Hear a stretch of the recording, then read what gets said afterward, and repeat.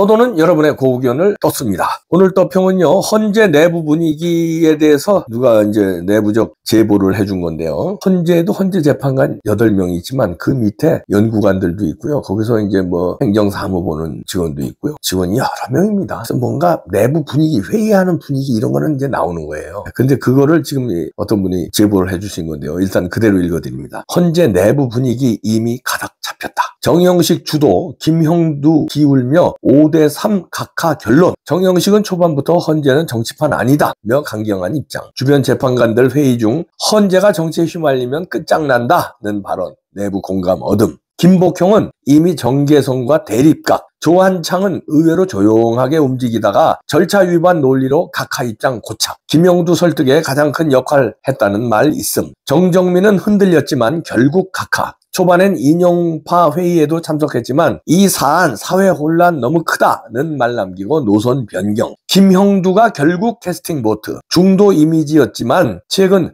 헌재는 법만 본다 발언. 지난주 금요일 판사 출신 라인과 저녁 자리 이후 확실히 기운 분위기. 반면 인용파 셋은 처음부터 끝까지 버팀. 정계선 마지막까지 헌재가 이 정도도 책임 못 묻는다면 존재 이유 없다. 강하게 밀어붙임. 문영배는 탄핵은 정치 행위가 아니라 헌법 수호 행위 주장. 이민선은 감정이 꽤 실림. 법보다 더 큰 책임이라는 것도 있다는 발언. 내부에서 회자됨. 하지만 분위기는 이미 기울었고 지난주 목요일 회의에서 비공식 투표로 5대3 각하 의견 정리됨. 이런 제보를 해주셨는데요. 누구라고는 제가 말씀 못 드리고요. 자, 5명이 각하 의견으로 통일됐고 3명은 아직까지도 인용을 고집하고 있다는 건데 5대3이면 뭐 넉넉하게 이 중에서 한 명이 뭐 그 사이에 마음이 변한다 해도 4대4 아니 각하는 뭐 정해진 거다 이런 얘기네요. 이런 걸 반영하듯이 정청래가요 오늘 오후에 포스팅을 했는데 약간 그 정청래 특유의 그게 안 나와요. 약간 꼬리 내리고 읍소하는 거거든요. 그러면서 어떤 분이 올려주셨는데 고성혁이라는 분이 정청래가 드디어 포스팅을 했다. 그런데 그 언어가 패배의 언어다. 지들이 이긴다면 깐죽거리고 북힘당 조롱하고 할 텐데 크크크. 정청래 알쏭달쏭에 이렇게 올렸네요. 광화문 철야 투쟁 지성이면 감천이라고 눈물겨운 국민들의 몸부림을 헌법재판소는 보고 있는가? 이러면서 읍소하는 건데 이제 그 헌법재판소를 향한 이 천막 농성 이제 이거죠. 우리 우파의 전유물이었는데 광화문에서 겨울에 그 광야교의 전유물이었는데 이것들이 흉내를 내고 있네요. 그러면서 읍소하는 거 이 사진을 실었죠. 사진을 실으면서 이걸 보고 있냐 이러면서 읍소를 하는데 정청래가 이자들도 정보가 있겠죠. 그러면 지금 틀렸다고 생각하고 마지막 뒤집기 하는데 읍소 전략으로 간다. 그 얘기는 각하 쪽으로 기울었다. 이런 얘기네요. 어떤 분이 또 이것도 올렸는데요. 맞아 소개합니다. 동아일보 윤완준 정치부장 논설위원인데는 지인들에게 8대0으로 탄핵이 인용된다는 문자 메시지를 발송하며 선동 중. 동아일보가 이래요. 선동 중이랍니다. 그런데 이를 받은 사람들이 주변 정관계 인사들에게 실제로 그런지 탐문하는 해프닝까지 벌어졌는데 이건 새빨간 거짓말이라는 얘기죠. 그리고 그게 1번이고 2번은 이 똑같은 분이 써준 거예요. 한결의 경향 정치부 데스크 간부들은 모 대기업 배관 업무 임원들과 3월 31일 저녁 만찬했는데 5대3으로 기각될 것으로 판단한다고 언급. 임원과 만난 제 지인이 전언했다. 이걸 전해준 사람이 저한테 이렇게 제보를 해주네요. 그러니까 한결의 이 좌파신문에서도 이걸 정치부 기자가 간부들하고 파악했다는 거 아닙니까? 5대3으로 기각. 아까 제가 읽은 거에서는 5대3 각하인데 이건 5대3 기각. 기각이나 각하나 하여튼 윤 대통령 살아 들어오는데 문제없다. 이런 얘기입니다. 한결에서도 이렇게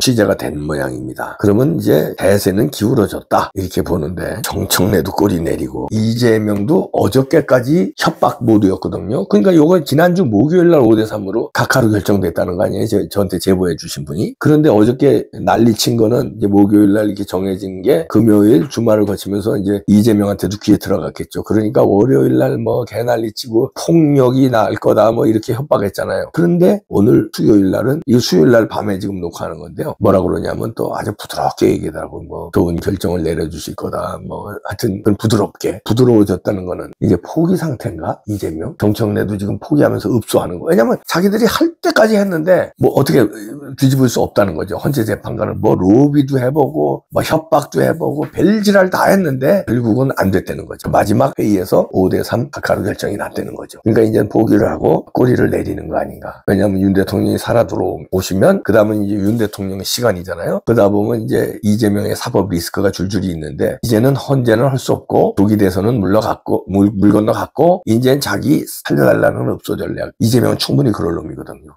아주 얍삽하고 야비하고 그냥 별지랄 다 하는 놈이니까 그럴 수도 있습니다. 아직 판단하긴 이르지만 지금 여러 가지 제보를 종합해보면 5대3 각하가 유력해 보이는데 그래도 모릅니다. 그래도 꺼진 불도 다시 보자. 그래도 저들은 막판에 무슨 짓을 벌일지 몰라요. 그러니까 이게 이틀이 너무 길어요.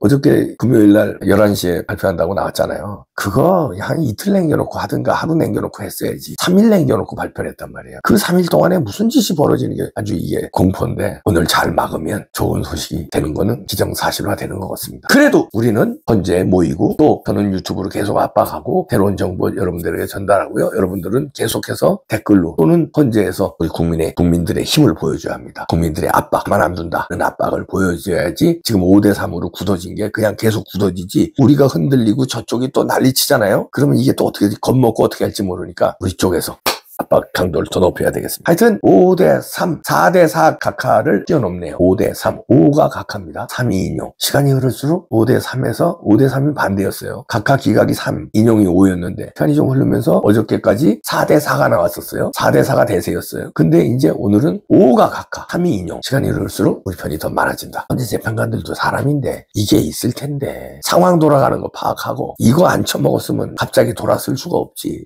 이거를 근데 어떤 분이 저한테 제보해 주셨는데 이거 조심해야 된다고. 이거 쑤실 수 있다. 그러면서 누구라고 말씀 못 드립니다. 유명한 분이에요. 지난번에 이재명 무죄 때린 판사들 이거 들어갔을 가능성 크다. 그분도 법조인이에요. 법조인. 유명한 법조인입니다. 그래서 제가 물어봤어요. 아 이걸로 통합니까? 이걸로 통한다고. 그런데 이번에 이걸로도 아마 쑤시고 그랬을 거예요. 근데 3명은 끝까지 안 넘어갔죠. 그리고 하나하나 더 각하 쪽으로 더 우리 편 쪽으로 더 넘어오는 분위기다. 이게 잘못 돈 먹었다가는 골로 가니까 그러니까 아예 뿌리친 거 아니냐. 아 이건 이봉규식 해석이에요. 저한테 제보해 주신 분의 해석도 있고 어떻든 각하가 지금 5대5 각하 3 인용인데 자 이렇게 결정나면 윤 대통령 돌아온다는 건데 그럼에도 불구하고 오늘 이제 하루 전날 협박 내지는 무슨 이벤트 액시던트 이게 일어나지 않나 조심해야 되고요. 이거 조심. 돈 받지 마세요. 헌법재판관 여러분 이거 안 돼. 그리고 판사 여러분 이거 받으면 안 돼. 이제 그거 걸리면 징역이 아니라 아주 가족 전체가 패가 망신해. 판사가 이거 먹으면 옛날에 가죽 벗겼잖아요. 살가죽 벗겼다고. 받지 마세요.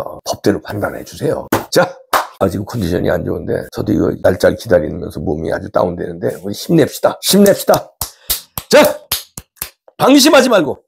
우리 이 헌법 제도 하에서 물론 뭐 더 궁극적인 헌법 수호 세력은 뭐 국민의 저항권이라는 말이 있지만 일단 헌법 제도의 틀 안에서는 그거를 대통령이 그냥 받아들이게 되면은 이거는 앞으로 이런 일이 막 반복이 된다 그러면은 정말 정치적인 이런 그 사법이라는 이름을 쓰고 이런 꼭 필요할 때 써야 되는 칼을 정치에 가지고 와서 하게 되는 그런 거를 초래한다고 하는 말씀을 이미 여러 차례 제가 드린 건데 다시 한번 반복해서 드리는 것입니다.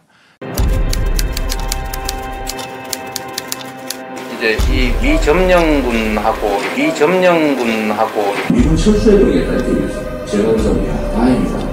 여기 찬스다. 우리 이 헌법 제도 하에서 물론 뭐 더 궁극적인 헌법 수호 세력은 뭐 국민의 저항권이라는 말이 있지만 일단 헌법 제도의 틀 안에서는 그거를 대통령이 그냥 받아들이게 되면은 이거는 앞으로 이런 일이 막 반복이 된다 그러면은 정말 정치적인 이런 그 사법이라는 이름을 쓰고 이런 꼭 필요할 때 써야 되는 칼을 정치에 가지고 와서 하게 되는 그런 거를 초래한다고 하는 말씀을 이미 여러 차례 제가 드린 건데 다시 한번 반복해서 드리는 것입니다.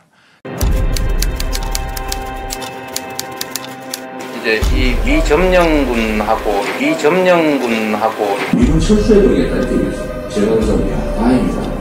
여기 찬스다. 우리 이 헌법 제도 하에서 물론 뭐 더 궁극적인 헌법 수호 세력은 뭐 국민의 저항권이라는 말이 있지만 일단 헌법 제도의 틀 안에서는 그거를 대통령이 그냥 받아들이게 되면은 이거는 앞으로 이런 일이 막 반복이 된다 그러면은 정말 정치적인 이런 그 사법이라는 이름을 쓰고